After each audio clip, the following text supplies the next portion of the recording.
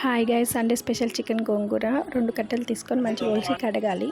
కడిగినాక కొంచెం బాండీలో బాగా ఫ్రై చేసేసి పేస్ట్ లాగా అయినాక పక్కన పెట్టుకోవాలి. కొంచెం ఆయిల్ ఎక్కువ వేసి 2 ఉల్లిగడ్డలు, ఒక 2 పచ్చిమిరపకాయలు బాగా ఫ్రై చేయాలి. తర్వాత అవి ఫ్రై అయినాక కొంచెం అల్లుల్లి పేస్ట్ వేసి దాన్ని కూడా మంచిగా ఫ్రై చేయాలి. తర్వాత కొంచెం చిటికెడు పసుపు వేసి దాన్ని కూడా ఫ్రై చేసి మనం తీసుకున్న 1/2 kg చికెన్ని దాంట్లో వేసేసేయాలి. అది బాగా ఉడకాలి.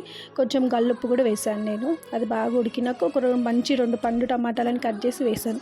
అది మొత్తం మంచిగా ఉడకాలి. ఉడికినాక నూనెలో కూడా బాగా ఫ్రై అవ్వాలి. కొంచెం ధనియాల పొడి వేసాను.